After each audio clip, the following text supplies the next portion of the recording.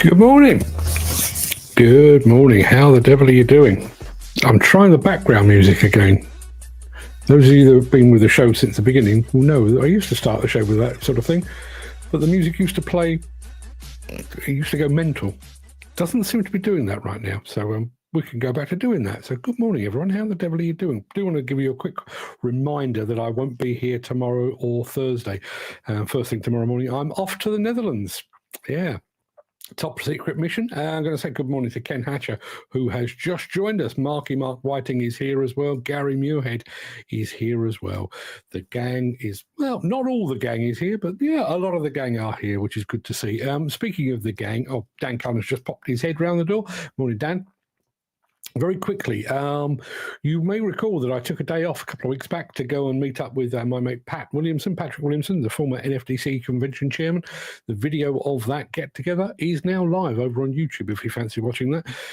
We cover a lot of ground. We do cover an awful lot of ground, but one of the main bits of ground that we do cover is the fact that Pat Williamson, in service of the National Federation of Demolition Contractors, had a near-death experience.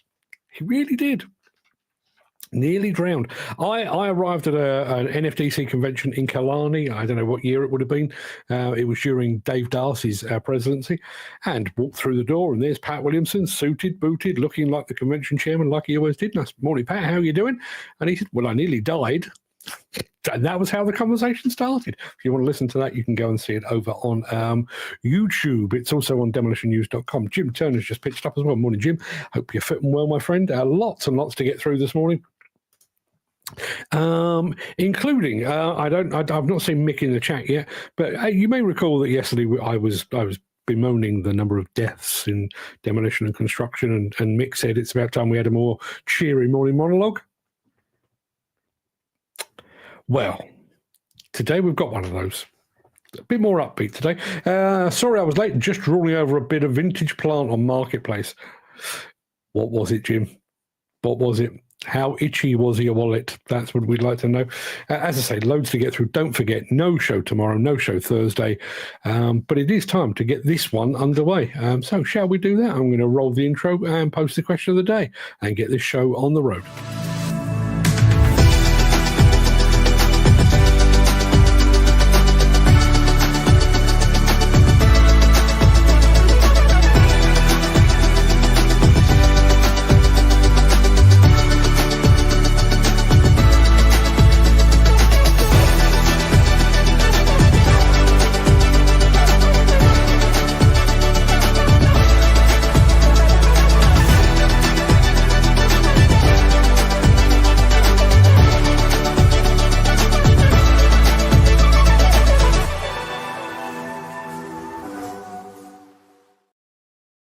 Just before we get underway, Dan Cullen says, "I'll only be listening." Let's see if he sticks by that when we do the Mystery Machine in just a few minutes. We shall see.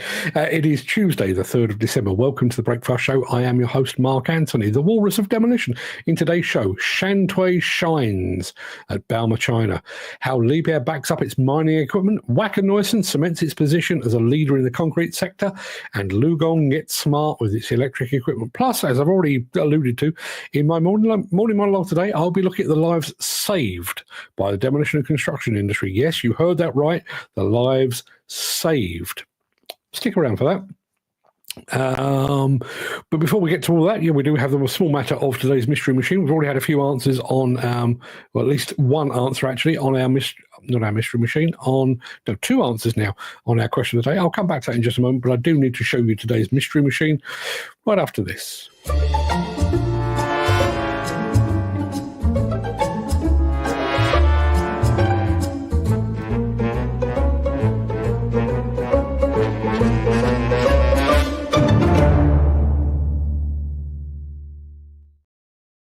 Yeah, it's only the second episode of the Mystery Machine for the month of December 2024. I left the show yesterday with a victory under my belt. Can I do the same again? We shall see. There's the machine I need you to identify. I think it's fairly clear what type of machine it is, but I would like a make and a model if you would be so kind. See what you can come up with on that. While you're figuring that out, let me remind you of the question of the day, and I've already got a couple of answers, which I will share with you in just a moment.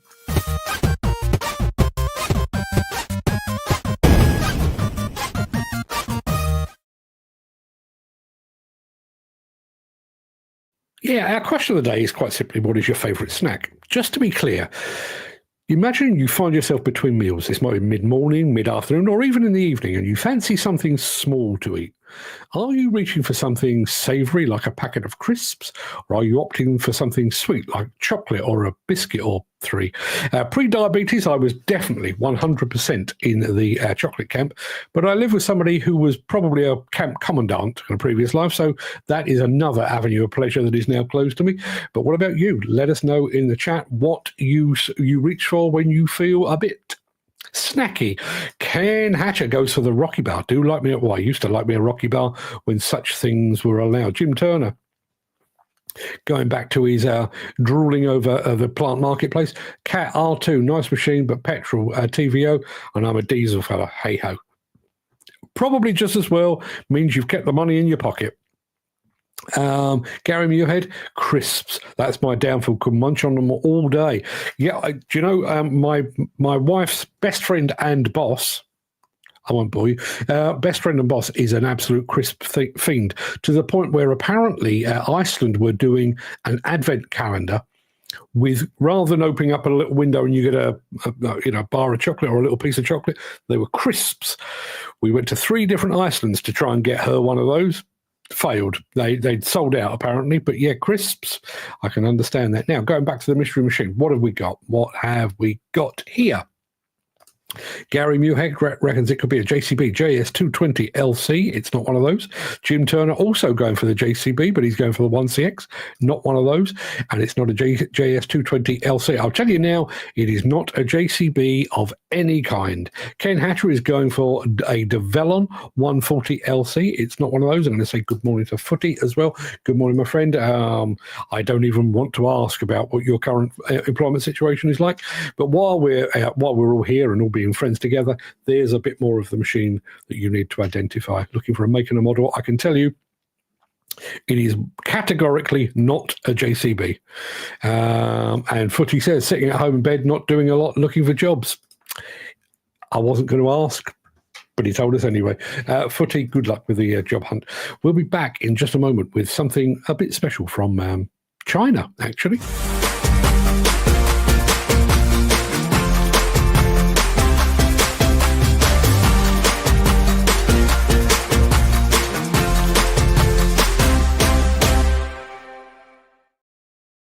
I told myself that I was going to keep away from Bauma, China. I've got Bauma, Germany to look forward to in April next year. And I thought that will be enough. That will be enough. And China's a long way away. And, I don't speak the language. And, I convinced myself that Bauma, China wasn't worth the visit. Oh, boy, am I kicking myself now.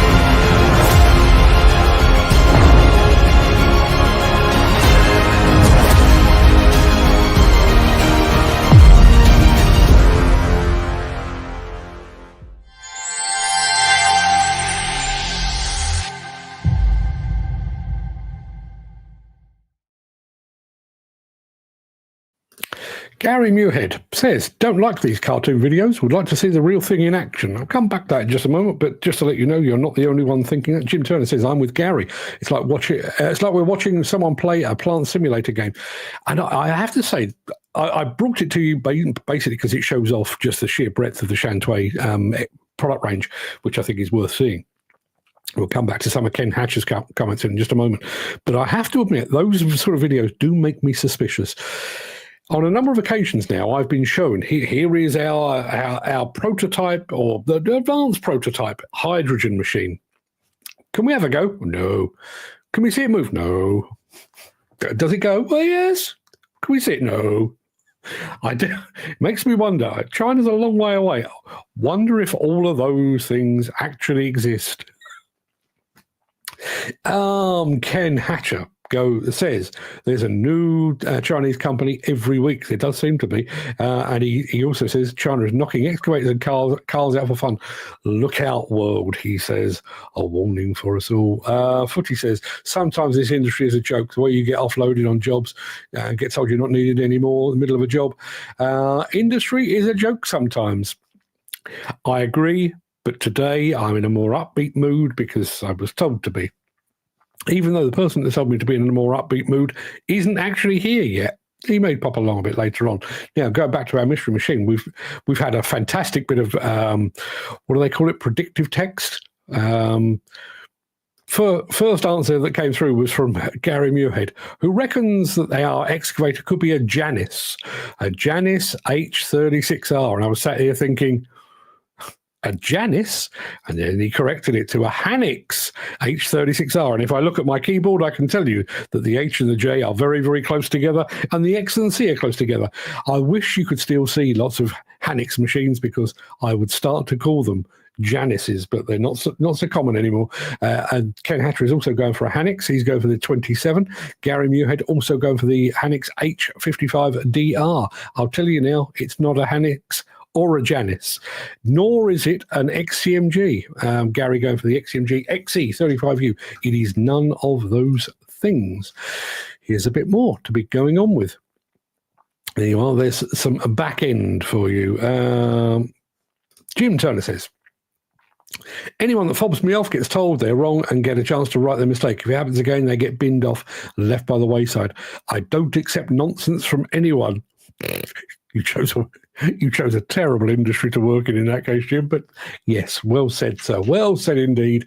Yeah, I'll take that away. We'll keep going with that in just a moment, because in a moment we're off. We're off to look at what Liebherr does to support its mining equipment. Back after this. If you are enjoying this episode, please consider supporting the show. You can leave us a tip at buymeacoffee.com/demolition news. Sorry, you've caught me on the hop. I'm just putting in the chat the book, Sight for Sore Eyes. The link now works, just to let you know. The book came out yesterday. If you're a member of our buymeacoffee.com/demolition news website, you get it for free. It's free of charge. Everybody else, 10 of your English pounds or your Scottish pounds, or even, Ken, your Welsh pounds, if you so desire. Keep that coming. Yes, we've already done the mystery machine. I'll be back to that in just a moment, but we do need to see a bit of Liebherr mining services, and it looks like this. Look around. Everything you touch has been shaped by mining.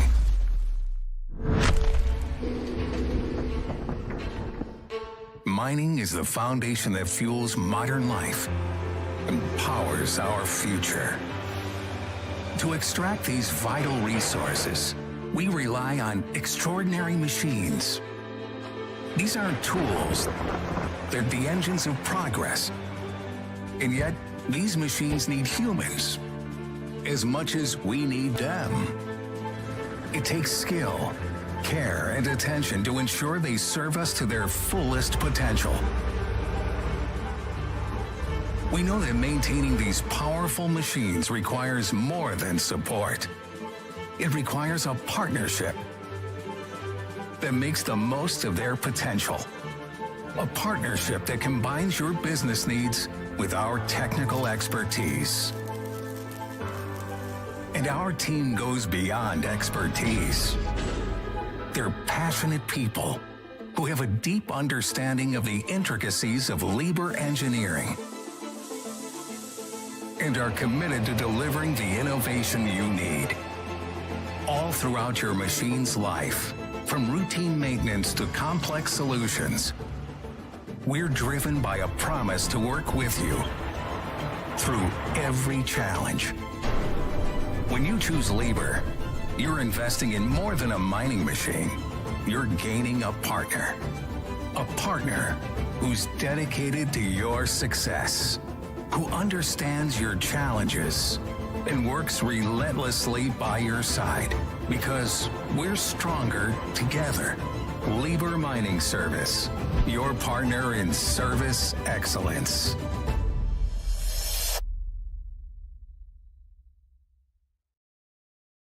Their films and their service, almost as good as their equipment. Fantastic film from the fine folks at Lieber. This is a perfectly timed comment from Jim Turner, who says, "This industry has always been good to me. No complaints here. You may want to stick around for my morning monologue today, because that is along the same lines, oddly enough. Not like me, but that's what we're doing. There is a mystery machine. No more guesses on that. So let me show you a bit more. I'll show you a bit more still. There you are. Looking for a make and a model. Gary Muirhead reckons that could be a Lugong 933U. It is not. You're in the right part of the world, though. I will tell you that much. You are in the right part of the world, but it's not one of those.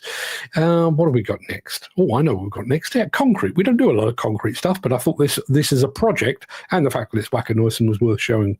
So back after this.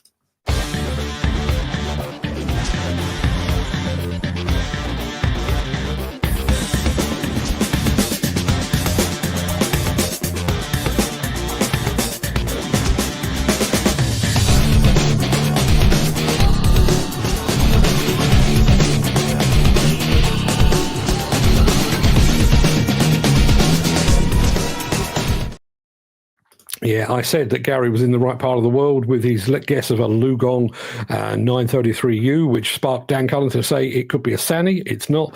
And Jim Turner going for the XCMG 25-ton-ish machine. Not that either. Keep the guesses coming. Yes, concrete. I'll be back in just a second. Jim Turner, Gary Muirhead says, "I'm the same Jim Turner. I've always been in work and never been idle." This industry does have its upsides, which is something I will be addressing at the end of the show. Let me get on with the show right now, though, because we're going with Wacker Neuson and how we build an island. You know, who wouldn't want to do that?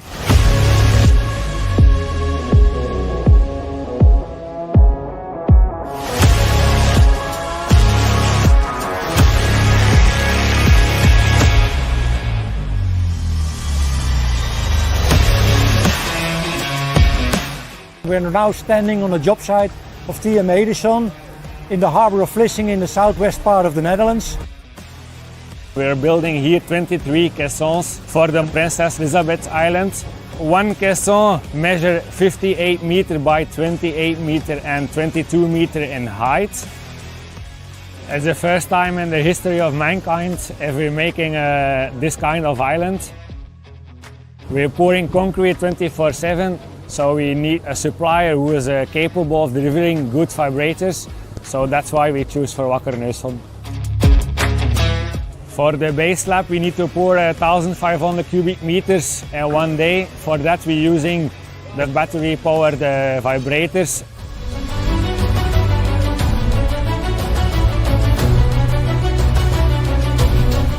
One of the customer feedback we got from the ACBE battery packs is that they experience high maneuverability, they are easy operatable, long lasting with the batteries.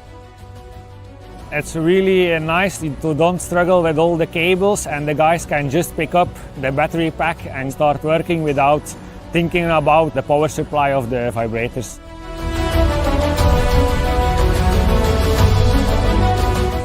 If you have two batteries, you're set and you can start working without waiting to be a battery to be charged.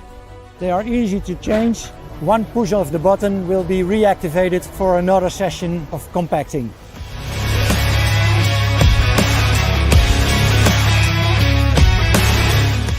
And on that concrete pour we will also use our RFU internal vibrators, about 25 of them. As experts in concrete consolidation, we at Wacker Neuson are always in close contact with the customer. The contact with Wacker Neuson is really good because they're really knowing what they're talking about, and they helped us a lot with all the vibrators and all the technical questions that we had. It's the first energy island to be produced in the whole world, so it makes me proud that we as Wacker Neuson are participating on this job site.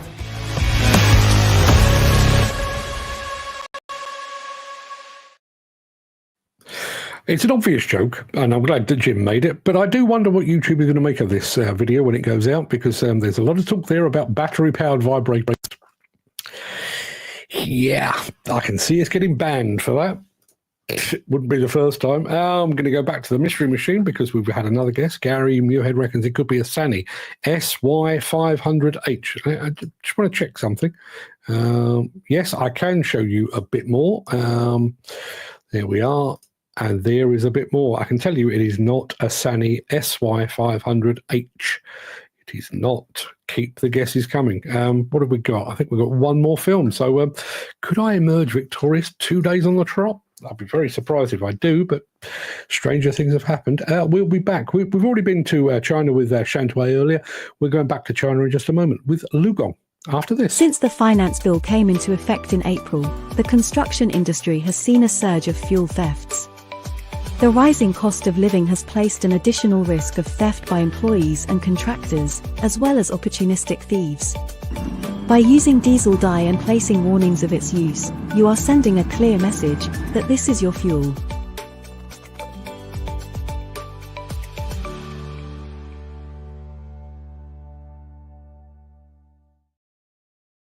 Jim Turner, I'm childish, he says, but pissing myself every time he said vibrators. Yeah, I'm sure you were. Mick Norton's just joined us this morning. Mick, good of you to join us. Thank you very much indeed for being here. Quick glimpse of the mystery machine. That is what it looks like at the moment.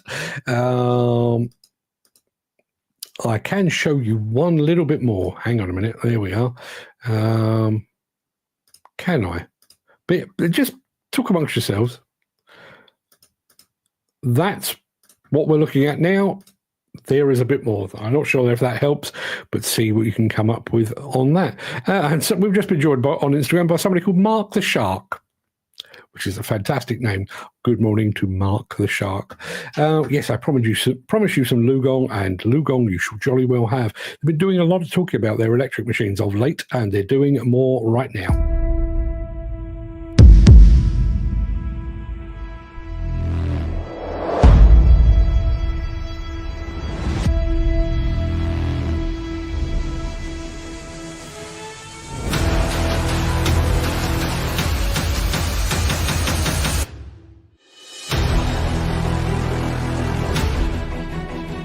I represent Rental Group Norway. We are a large rental company here in Norway, and we've been working closely with Lugong since 1.5 years ago.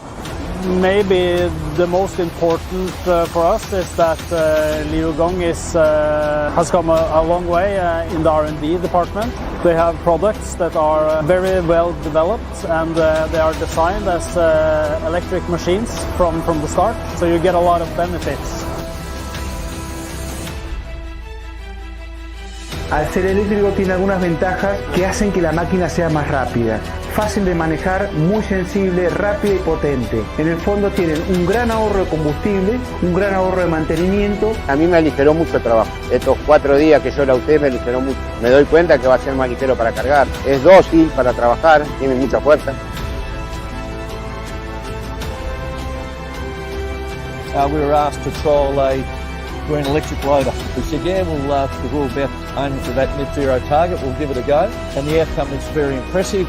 We then went on to purchase it in September. And since then we've had no issues, and it's been a great asset to the business.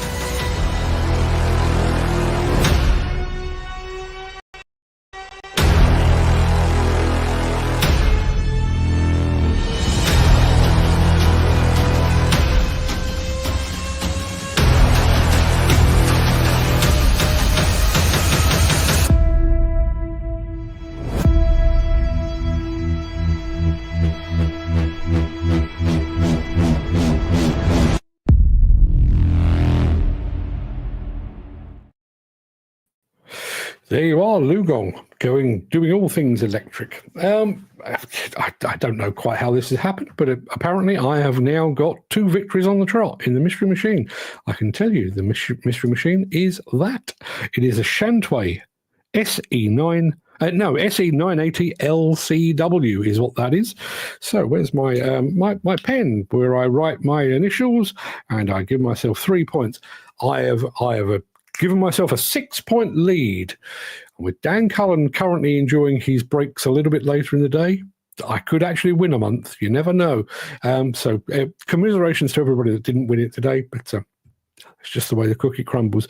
If anybody is leaving us now, don't forget I won't be here tomorrow. I won't be here on Thursday either, because I shall be sporting a pair of wooden shoes while I trump about the place in Holland. So that is just about it for the main part of today's show. I'm going to roll the outro in just a second before leaping gazelle-like into my morning monologue, which I promise you is a little more upbeat than it was yesterday. If you can't stick around for that, then do please stay safe. Look after yourself, your family, your friends, and your colleagues. Hope to see you again very soon. Friday would be best. But if you do have the time and the inclination, I will be back with the morning monologue immediately after this.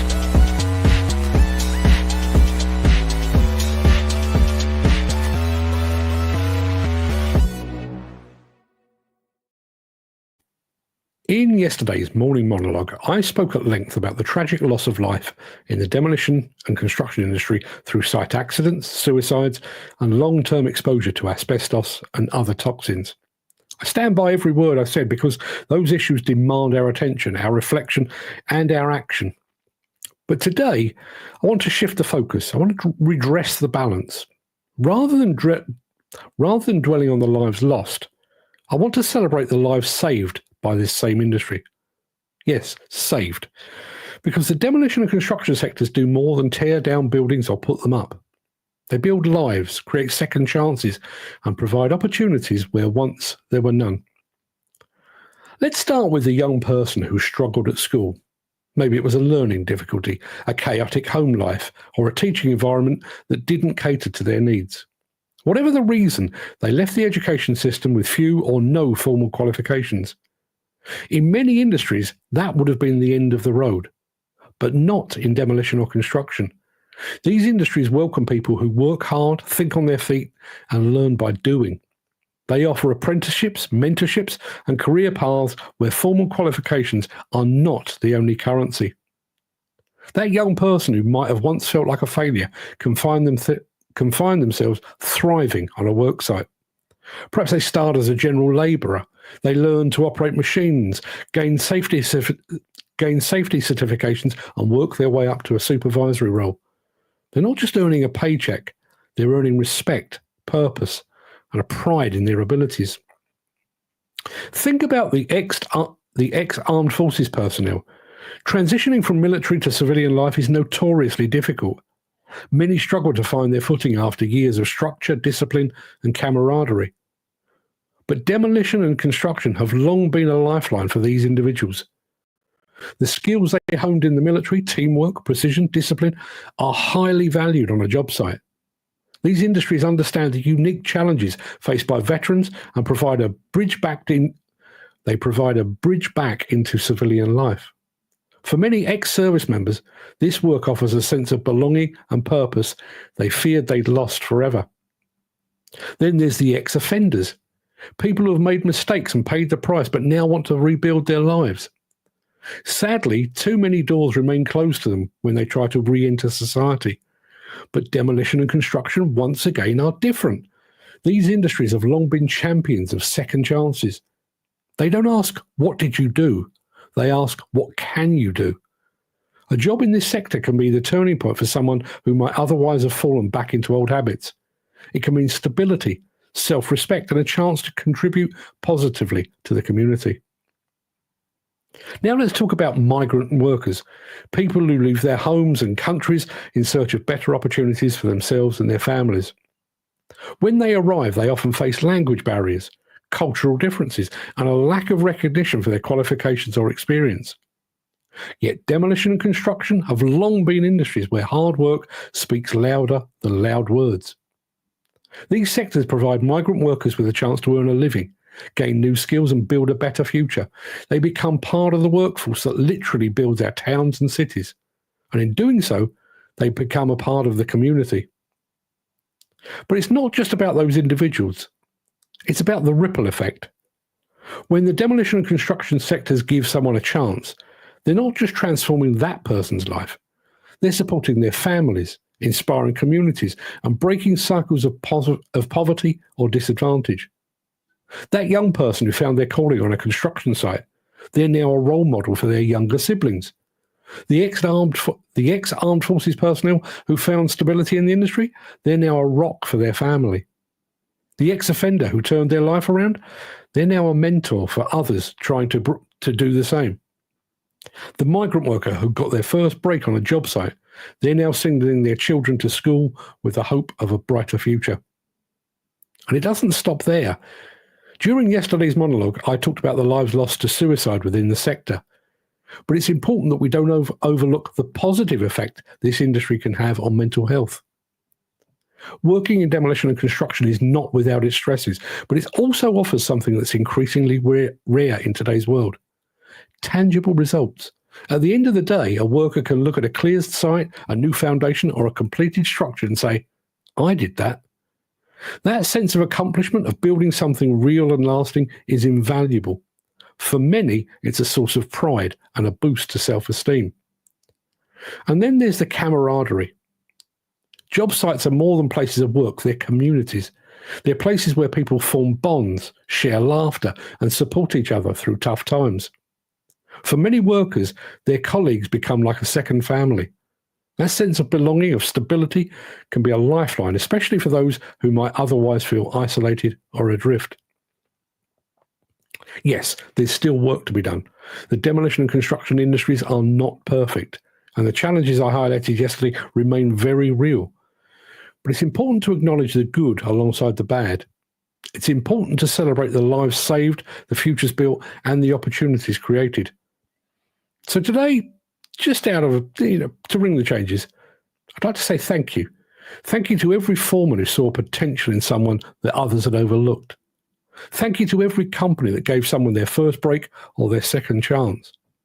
Thank you to every worker who mentors a newcomer, offers a word of encouragement, or helps a colleague in need. And thank you, ultimately, to the demolition and construction industries as a whole for being a beacon of hope, of opportunity, and transformation. Tomorrow, the challenges will still be there, and we'll need to keep addressing them. But today, let's take a moment to celebrate the lives saved, the futures built, and the hope restored by this incredible industry. Let's remember that for every life lost, countless more are uplifted, supported, and given a chance to thrive. And that's worth celebrating, don't you think?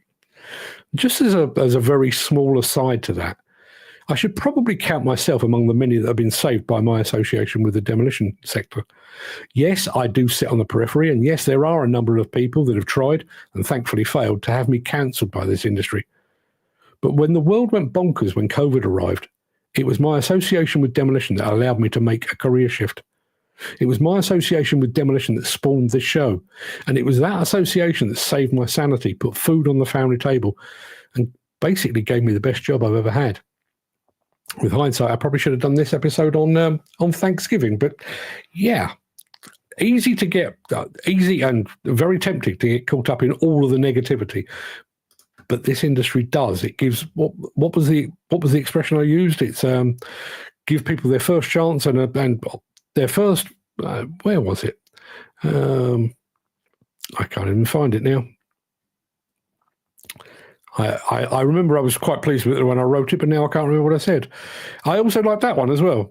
This industry doesn't ask, what did you do to ex-offenders? It says, what can you do? Which I thought was very, very good. I'm sure it was here somewhere. I can't find it. Anyway, over to the chat. Well, what are we all saying today? Chris Ford has just joined us, by the way. Good morning to you, Chris. Jim Turner says, if we had a halfway house between school and college that less academic kids could start going to at 14, we'd have a way to further kids' educations through practical learning. This would help less academic kids with maths, English and science through hands-on visual learning, something that holds a lot of kids back. Excuse me. Yeah, absolutely. Gary Muirhead says, well said. Here, here. I love this industry. It's giving me and my family a good living. Yeah. I don't think I need to tell you lot this, because I think you probably know this already. One of the reasons I get upset, angry, frustrated, irate, incandescent about the failings of this industry is because I actually care about it. I'm not doing it for fun. I'm not doing it for clicks. I get plenty of those as it is. I'm not doing the clickbait Daily Mail approach. When I get pissed off about people dying on demolition construction sites, it's because those self-same people that have died are the sort of people that I appreciate the most. As I say, I'm not doing it for clickbait. I'm not doing it to be controversial. I'm doing it because I give a toss. Jim Turner says, plus kids would have to have 2 years to try a vast variety of practical trades before deciding at 16 what to specialise in. And at 16, they can either leave and start an apprenticeship in that trade or stop on at college and do another 2 years specialising in the trade they choose.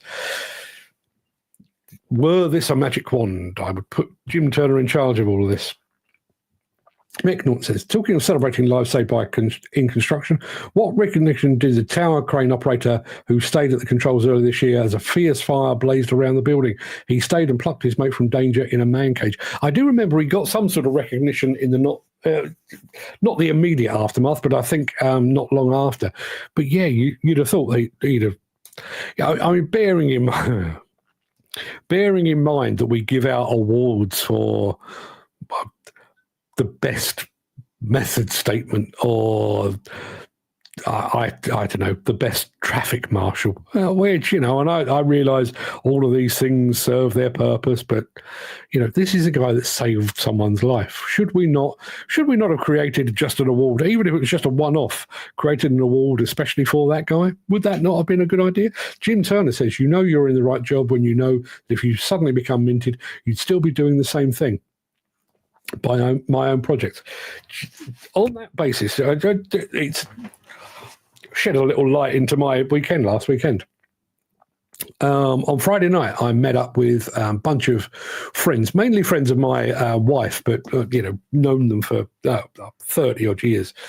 And we were meeting basically because one of our number, Bill Radcliffe, is retiring. Bill is a 56. So he's 3 years younger than me, and he's retired within the next couple of days. In fact, it might even be Friday this week. He officially retires. Now, he's worked in a banking environment. He's worked in very high-profile jobs. He was splitting his time between here and the Netherlands for a number of years. Very, very well sought after, very, very highly paid, and he's therefore holding plenty of folding. And we got to talking because one of the other guys that was there is maybe, 3-4 years older than me, my mate Nick.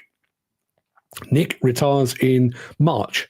So two of my friends one's retired, one is about to retire, and they were saying to me, you thought about hanging up? No, not at all. And to this point, now just to echo what Jim has said, I woke up this morning and trust me, it wasn't a bit, well, I'll be completely honest, I have a bunch of premium bonds. Checked this morning, and I won 250 quid this month, which, better than a poke in the eye with a sharp stick. But even if I'd had the big one, even if I had £1 million quid, I would continue doing this kind of thing. Would I do it with the same sort of regularity? Maybe. Would I do it from a beach somewhere? Maybe.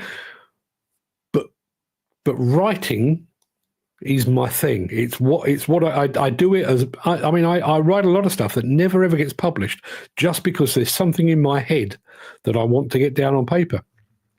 I couldn't start. I couldn't not do it.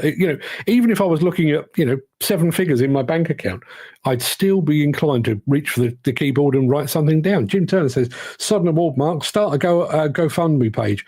I'd chuck him a couple of quid." I'm not going down that line again. And I'm not saying I got my fingers burned, but you put your money, you put your effort into doing something like that, and then you get the page pulled for some reason or another. I don't think I'd ever go down that road again. And I may live to regret saying that because if there's another accident or something like that, but it is such a bloody minefield. And And I get the feeling that sometimes that you're kind of intruding on people. I had an email yesterday. I'm not going to say who it came from, but there's a conference happening next year, and one of the speakers at the conference is going to be somebody from the Ukraine, talking about obviously the situation in Ukraine, and the call for the cleanup operation and the rebuilding, which will happen at some point. I can't see it happening anytime soon. I understand the desire to do that, and would I listen in to somebody from Ukraine talking about Ukraine? Yeah, I absolutely would. But there's something that just feels a bit intrusive with that. Is that really should we all be as an industry sat there going, once the Russians are done with Ukraine, they think of all the demolition, think of all the construction. Oh, lovely money. Can we? I'm not comfortable with that. Dan Cullen's asking, what happened was out of the machine. We were talking about that guy that saved somebody from the roof of a burning building. And I can't remember if it was the beginning of this year or back end of last year, but he was in a tower crane, lowered a man basket and hauled the guy off just in time. And we were talking about, GoFundMe pages for him, or medals or awards or whatever it might be. But I also wonder, and I'm not going to name names again because it doesn't matter.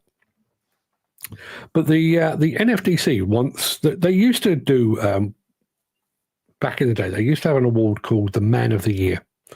And this is, I realise the need to change it because of, it shouldn't just be Man of the Year, and we've had at least one female winner, I think. I think Holly Price probably won it as the former president.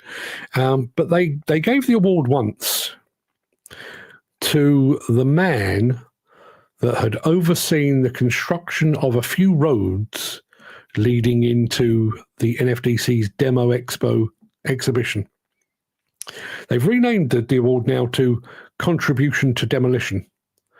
And the best contribution to demolition they could find in 12 months was a bloke that built the roads, or oversaw, I mean, he didn't actually do it himself, oversaw the building of some roads into an exhibition that lasted for 3 days and was attended by about 1,000 people. It's not a major contribution, is it? Listen, I'm sure he's very proud of his award, and good luck to him. If he's got pride of place on his mantelpiece, good luck to him. He was awarded it, and he was right to accept it. But is that really the biggest contribution to demolition in 12 months? If it is, the industry really needs to try a bit bloody harder. Jim Turner says, I've got everything planned out, depending on how rich I could be, or I could possibly become. There's various science projects. Some include lakes, hydroelectric power production, my own full-size railway, and my own political party. Sweet mother of God, Jim. How much do you need to win to do all of that? And where will you find the time? Can you run a hydroelectric power production plant and your own political party? I've met Jim. He probably could, actually. Knowing him as I do, I think he probably could do that. Do you ever do that, though? Well, I don't do the lottery. I don't do the football pools because I'm not even sure that the football pools even exist anymore. But, I've got some premium bonds. And what would I do? And I don't actually think I'd do much different. I might give a bit of a leg up to my kids, trust funds or whatever it might be.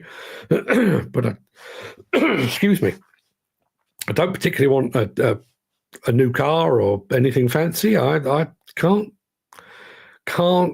see me doing that. I'd probably buy a few new hats because I do like me a hat, as you can probably tell. But I can't imagine me doing much else. And I wonder also, I've often wondered this about musicians primarily.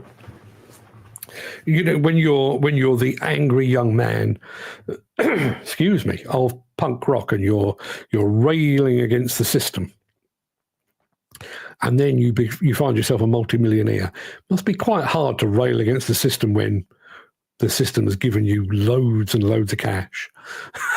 But it must be quite hard to continue doing that, Johnny Rotten and his ilk. I wonder if you can keep doing that. And I tend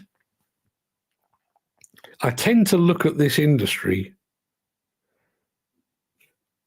Let me clarify that the way that magazines work is this: magazines need to appeal to company directors. Company directors, let's take Demolition as an example. The magazines need to appeal to company directors because it is they that will receive the magazine, and they need to appeal to the directors of equipment manufacturers and service providers because ultimately they will be the people spending the advertising cash. Did it for years, and I still speak regularly to directors, as the video that's come up today on YouTube will testify. We did one last week, got another one next week. But I tend to come at this subject, this industry, this sector, from the point of view, from the perspective of the working man. If I were to win 10 million quid, I wonder how easy I'd find that. I wonder if I would still be able to relate to people that are out of bed at 4:30 in the morning in the pissing rain and the freezing cold.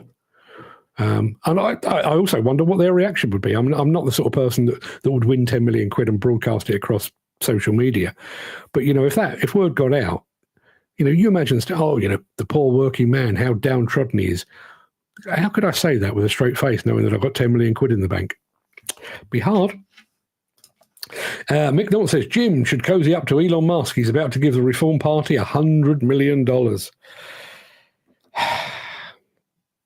At what point do we realise that not only is he a wannabe Bond villain, but he's also influencing political opinion? Quite clearly did it in America and is now looking to do it over here as well.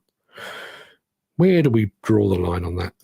Jim Turner says, the railway would be run by enthusiasts, but I do the earthworks for the line. The hydro looks after itself once it's built, apart from servicing, and the political party would be run by the others in the party, as I have no intention of becoming an MP. I wouldn't lower myself to have to work in the House of Commons. See, I've always... It will never happen. Trust me, it will never happen. But I would love to be offered an OBE or a CBE or an MBE. I would love it because I would take such pleasure in turning it down. Really would. If it was good enough for David Bowie, frankly, that's kind of how I live my life. What would Bowie do? Yeah. Gary says, we in this industry are the silent heroes. Yeah. And the annoying thing is, I agree with both parts of that. You are heroes because this industry does not work without you. This country does not work without you. The entire world does not work without civil engineering, construction, earth moving, demolition, and everything else. The bit that gets my goat is the silent bit. When you going back, and I'm not going to slip back into negativity, but when you think about all that we were saying yesterday about that auditorium filled with dead people, in the next 6 weeks, 8 weeks, there's bound to be a seminar or a webinar or a conference, and somebody will stand in front of an audience of fresh-faced individuals and say, our commitment to the construction and demolition industry. We're doing this safety campaign and that safety campaign, and we're doing this competence card and that qualification. And people are dying.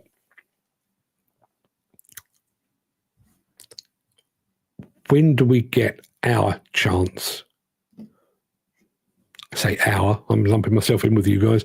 When do you guys get the chance to stand in front of an audience of your peers and your superiors within the industry and say, look, I realise all that you're saying, and we do appreciate the comfy cabs in our machines and, the toolbox talks and the pre-start briefings and everything else. But we know about the stresses that go in this job. We know about the corners that are cut, and we know about them because we see them every single day. Well, you know, I could take you by the hand now and lead you around a demolition site or a construction site and literally go to you, that's unsafe, that's unsafe, that's unsafe, that's unsafe. Will you listen? No, because you're more comfortable in an auditorium or an air-conditioned office telling people that you're doing everything in your power to make the industry safer, when in actual fact, you're not. Jim Turner, going back to Elon Musk, I'd say Musk is better qualified to run a country efficiently, much better than those clowns we have running ours. Can you remember a time? Can you remember a time when those running this country, America, France, Germany, Spain, Italy, you name a country in the world, where you looked at them and went, they were the right people for the job? They were 100% the right people for the job at that particular time. I'm struggling. I've got to be honest. I had very, very high hopes when Barack Obama walked into the White House. But, a combination of spending the first couple of years clearing up the mess left behind by George W., and then basically trying to get everything in place so that Donald Trump could then tear it all down again. I think he was a very good orator. I think he was a very good speaker, and I think his heart was in the right place. Did he really make all the difference that we hoped? I don't think he did, and I can't actually think of too many that have. Really can't. Anywho, that is an hour of my time. I've just heard my wife come back home again. I'm going to go and make her a cup of coffee. I may even take her for a cup of coffee. Please don't forget, no show tomorrow, no show Thursday. If you miss me, I doubt it, but if you miss me and you'd like a small injection of my stuff, go over to buymeacoffee.com/demolition news, and you can pick up a copy of A Sight for Sore Eyes. Save you looking. I've just put a link in the chat. You can just click on that link, go get yourself a copy of the book, and you can sit there. Oh, hang on a minute. Dan Cullen says, you not read my message. Hang on a minute. That one. Bloody love this new kit. Not sure what that's related to, but if that's the one, I've now read it. Gary Muirhead says, safe travels, my friend. Thank you very much indeed. Why does Communist Cuba have the most highly rated medical services in the world?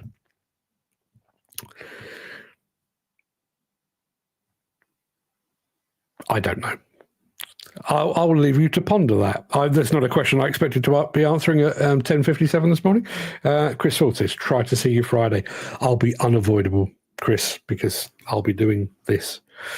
I actually said that to somebody maybe 4 years ago. My aim was to be unavoidable. My work here is done. Everybody, go and have a fantastic day. I'll see you on Friday. Until then, do look after yourself. And just remember, when you do get the ump about the job that you're doing, and we all do that from time to time, just remember, it's not actually a bad industry to be in. It does an awful lot of good. It does some bad, but it does an awful lot of good. Keep that in mind. I'll see you on Friday. All the best.